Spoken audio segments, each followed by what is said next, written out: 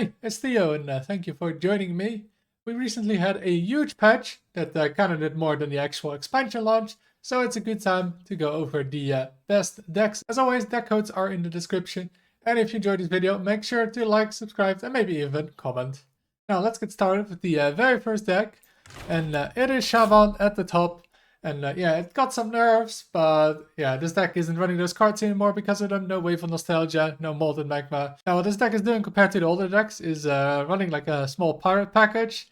Running the Hosen Roughhouse and especially the Dangerous Cliffside is quite important because with the weapons, we're even playing Spirit Claws with just only one spell damage card, is that you can very easily set up like a big damage turn with that Bloodlust, set up the location right, use it with Spirit Claws, and you get 4 tokens already. And then if you have any board, like you almost certainly just win with the Bloodlust. And other than that, it's kind of just like the Shaman deck before, where you get bored early with the 1-drops, the other minions, and yeah, you can buff them with Zilliax, push some damage, and then yeah, just win the game with Bloodlust once they clear the board. Then next up we have Zarimi Priest. As always, this deck is among the best decks. Feels like it's kind of always there. And yeah, it doesn't see that much play though. I think it's getting played a bit more now, but yeah, it's just always there because it's always this good.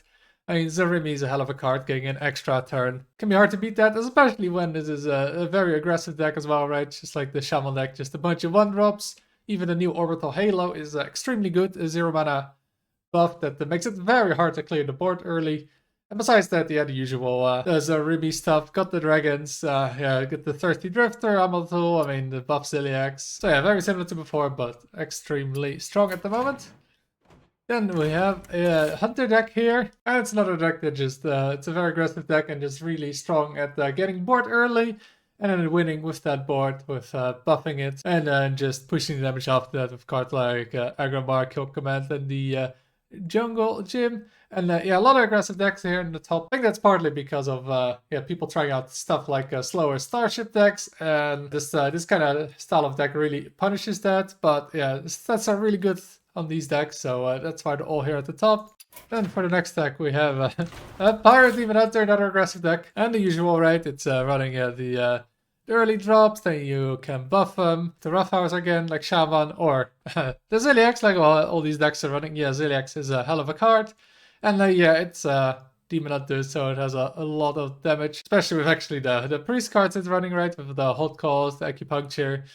Yeah, that can do a lot of damage from hand on top of all the pirates, so that makes this deck very good. Then as a fifth deck, we have the Elemental Mage. Yeah, this deck, yeah, it got nerfed pretty heavily with Lamplighter. I think you can still play it, but this build has been doing well and it's running instead the Asteroid Giant. So yeah, starting like turn 5, you can think about playing this. Remember that you can play an Elemental the same turn as this card and still reduce its cost. And yeah, it's just that Elemental Mage still has a ton of damage when you draw some rune, but also yeah, Solar Flare, Molten Rune, Spontaneous Combustion, tons of damage, lots of early game, just still really strong, just not as good as it was before. Then we go to the next one. It's been a while since this deck yeah, dominated the meta and needed some nerfs. It's very good again. And yeah, just like before, right? The mechs, you want to buff some stuff, maybe get the stealth one, and I keep buffing that, giving it stealth again, and maybe get lucky with Wind Fury from the scrap heap, and then yeah, you just win the game and your opponent can't do much about it. Also, this deck is running the Tiny Wallbreaker, which is basically Lamplighter right now. Very similar, but Mech Rogue doesn't quite have the ways to deal damage from hand like Mage does, so it's better in this kind of deck. And also it's running the 4 mana Zilliax here that doubles its attack, so yeah, you can even get this out as early as turn 2. And then having 7 health on like turn 2 on the board, that is kind of a must-kill target. Yeah, that can really win games, especially if you can buff it afterwards or even give it stealth, and then yeah, it's kind of just game over, right?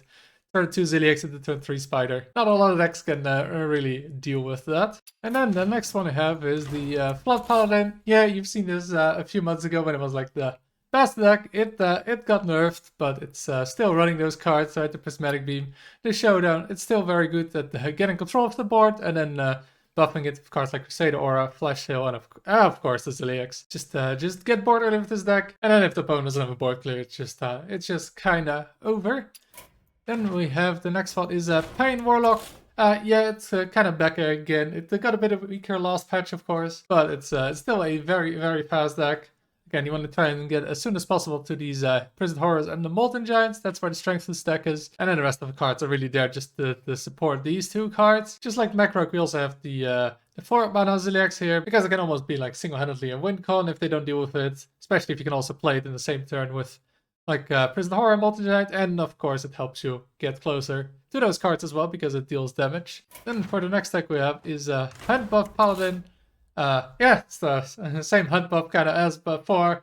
It got nerfed, now the decks got nerfed, so it's back again.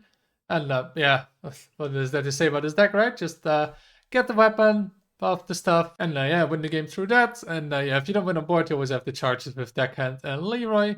Also, we got the Ziliax that duplicates and doubles the attack, so yeah, this is really good, of course, with those hand buffs. Then let's go a bit further now to the Dungar Druid. And yeah, as the name says, right, you want to play Dungar with this. You can see not a whole lot of early game. It's got the Oaken Summons this build with the Gloomstone Guardian to survive a bit, but generally, yeah, you want to ramp and play Dungar as soon as possible because, yeah, once you play this, you probably win the game. But if you don't, you still have all these other threats that are really hard to clear, and then you can res them, of course, with the Hydration Station. Then let's go to the next deck. There's a lot of decks to go through. The Weapon Rogue, and yeah, you probably can guess what the game plan is there. Play preferably the Quick Pick on 2 or the Dagger, then play Swarthy Sword Shine, and then just start buffing it and go face and yeah, basically win before the opponent wins. I mean, it sounds kind of like what every deck wants to do, but it's especially for this deck because, yeah, you don't have a lot of defense. You really gotta win as fast as possible because, yeah, the longer the game takes with this deck, the less likely you are to win, so you really want to finish these games quickly. Then we have a Frost Death Knight, the first Death Knight deck. Yeah, Death Knight got nerfed pretty heavily in the last patch, but Frost Death Knight is still a good deck. It's still running a ton of damage, of course, with Horizon's Edge, Marrow Manipulator. We've got the Corpsicle, Down with the Ship, so yeah, lots of ways to deal damage. And also you can have that strong early game with Protobomb Buccaneer, then Horn of Winter into one of the 2 drops, and just get a sticky board, push damage with that, and have the remaining damage with those damage cards you just mentioned. We're still running Razzle Dazzler, just a good card to get on board, and Reska, because this still goes pretty fast to 0, just not as good as before. You kind of have to wait a turn extra now. Then we have a Hand Buff, but not Hand Buff Paladin this time, it's actually a Hand Buff Hunter, and yeah, you might not have seen this a lot, but it's actually showing some decent stats, so that's why I wanted to put it here as kind of a new deck. And yeah, what does this deck want to do? Well, it's buff Warsong Grunt. And yeah, this is not a card you've really seen before, but why is that? It's because you can do Warsong Grunt, and then you give it always a bigger Jamunger, and all the buffs you gave to the minion, if your opponent has like any minions, you'll probably win the game. And then it's running a bunch of ways to buff it. So we've got Reserved Spot, it's only minion hand, it gets +4/+4 and reduce its cost, so it's really good to set up those combo turns. We've got Char. It's just got a nice removal with the added benefit of getting a buff. And we also have the Kappa Muscle. So yeah, the warrior card's really buffing the minions here. So you do want to try and get Warsong Grunt as the only minion hand again for a reserve spot. But the deck is also running Catcher today, which is there to actually give your opponent a minion in case they don't play a lot.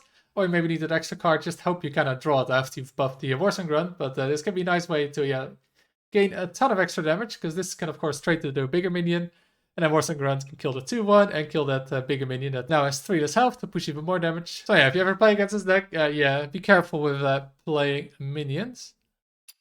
Then we have an Asteroid Shaman. Of course, this got hit by the nerfs to a Molten Magma, so it no longer goes face, but you still want to run it because it clears the boards, because you really want those asteroids to go face. And you have this deck just early game red, just try and shuffle those asteroids. You don't really want to draw them yet. You only want to do that really when you got the buffs with this one, or have some spell damage on board like the Nova Zapper. And then when it can be clearing the board at the same time as like drawing the cards, so they all go face. And then you have also running cards like Magatha, because it's cast one drawn, so it doesn't actually burn the asteroids. And then Cindias as well has an extra way to clear the board, so those asteroids can go face.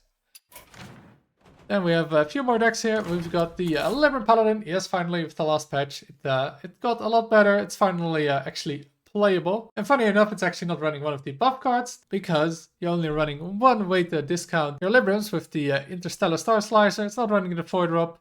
It's yeah, it's just a little bit too slow to run, but yeah, the Star Slicer alone is kind of good enough. Of course, you have the Instrument Tech to tutor it, so you often just have both of them, and yeah, that's all you need for the Librams. It makes Libram of Clarity 0, Libram of Divinity 0, and Limber of Faith, 2 mana, but yeah, you don't really care too much about Rush because that's just an insane amount of stats you get. That's really hard to clear. And then if Limbers don't win on board, you can also have some Birth with Lynessa, with the glow sticks, with the O Manager, and the Limber of Divinity. If there's like 1 minion on board, also you get like 4 of them back if you play 2 of these with Lynessa, and then you can of course buff your Leroy with those Librams for a ton of damage. Then we have a very sus Demon Hunter. This deck didn't have a lot of stats yet, but it seemed like it might be playable, so I kind of wanted to cover it as a kind of a new deck. And you know, maybe you pack the Deirdre and don't know what to play it in, then this might be the list. And this deck is kind of similar to the Pirate Demon Hunter, but instead of running most pirates, we're actually running those crewmates. Got them here in the Vorla Recruiter. We've got them in the Headhunt, and of course the Deirdre. And yeah, you just want to see it as a tempo tool, right? Get a bunch of 4/4s on the board on top of all these small minions. Just push some damage with it early. You're not really trying to go late, so yeah, the fact that you shuffle a bunch of crewmates isn't as bad because you don't plan on drawing too many cards. And then yeah, there's a bunch of damage to finish the opponent off with like a Kane if you want to go through like a Starship Taunt, Metamorphosis, Burning Heart, and Acupuncture from Priest. Then we go to an Infinite Warrior. We didn't have Warrior deck yet. This deck, it doesn't seem too amazing, but it's playable. And yeah, the idea behind this deck is that you go infinite. There is an Odin in the ETC if you want against some decks, or a Boom Bust if you're like against the deck but you really need to burn cards, or a red if yeah, it's like a combo deck, you really want to hit a certain combo piece. And what the deck wants to do is just play Fizzle, then play Zola, and then yeah, keep doing that, especially in combination with the Ceaseless Expanse, which will be 0 by that point. And then yeah, just kind of keep copying your hands, usually with a bunch of armor cards and Ceaseless. And yeah, basically every turn you get a 15/15, you gain armor. So unless your opponent can deal like a lot of damage from hand at once, then you'll slowly win the game in the end because yeah, they can never get bored again with every turn a Ceaseless Expanse on the board, and yeah, you also get a 15/15 with it on top. And besides that, yeah, just trying to survive, kind of like the Ramp Druid deck we've seen on ladder with the Arcanite Defense Crystal as the only Starship, with the Ziliax, of course, the Ankyliax, and then Hydration Station. And then as the very last deck, I want to show a Starship Rog, which I also had a video on recently if you want to watch that. But this deck, yeah, it's playable. It's not amazing, but it's definitely playable, so that's very nice because I had a lot of fun playing this deck. It's really fun to assemble the Starships and then kind of mix and match what you get, what you need of Scrounging Shipwright. A Starship schematic, and yeah, you can do some pretty crazy late game stuff. Like one time I had like 240 damage off my Starships, and it was against the Armor Druid, so yeah, that was really needed because they had like 100 health. Yeah, you can do those Starships, and yeah, you can get a ton of value with like the Exodar and then bouncing extra while getting the Starship pieces back, and kind of do that over and over. And those are the decks I want to recommend. Usually I had 15 decks, but this time 18 decks because there are a bunch of new decks that were doing well on top of all the other decks that were doing great. So hope this video was helpful. Thank you for watching, and until next time.